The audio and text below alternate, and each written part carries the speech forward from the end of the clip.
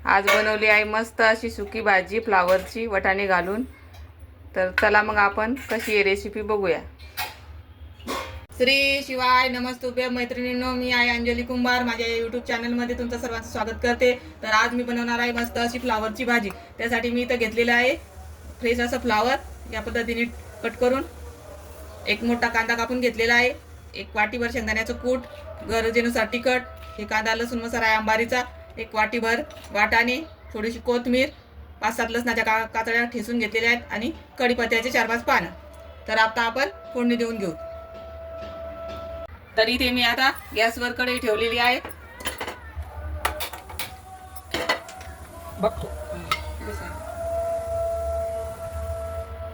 एक पळीभर तेल टाकून घेतले। सुकी भाजी बनवायची आपल्याला, डाळ भात चपाती सोबत तोंडी लावण्यासाठी। तेल गरम होऊ देऊ। तेल छान गरम झाले, आता मी मोहरी घालून घेते। मोहरी छान तडतडली, आता जिरे टाकायचे।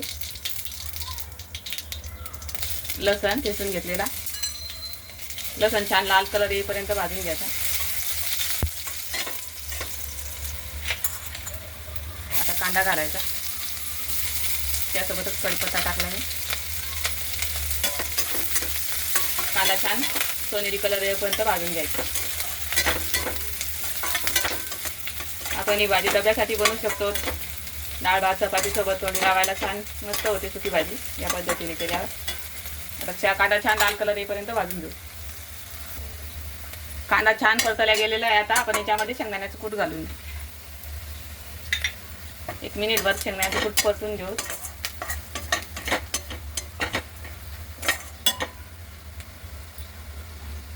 त्याच्यामध्ये थोडीशी हळद, 1 अर्धा चमच हळद घातलेली आहे।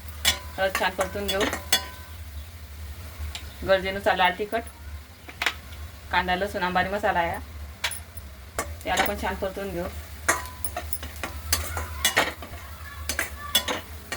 मसाले छान परतले गेले। आता आपण याच्यामध्ये फ्लावर घालून घेऊ आणि वटाणे ऑप्शनल आहेत, तुम्हाला जर नसतील आवडत तुम्ही घालू नका।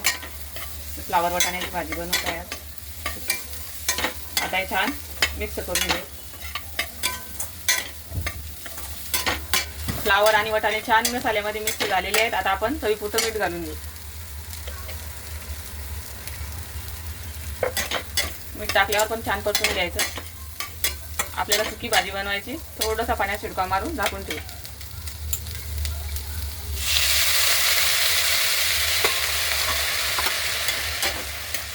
बघू शकता थोडंसं पाणी टाकलेलं आहे। आता आपण याला 10 मिनिटं वाफ काढून ठेवू दे।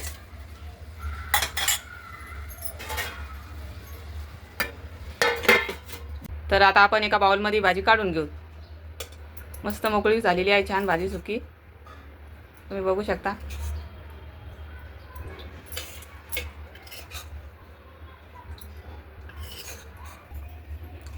तरी ते मी काढून घेतलेली आहे पूर्ण बाउलमध्ये भाजी। तर बघू शकता किती मस्त झालेली आहे सुकी भाजी। तर चला मग आपण सर्व करूया।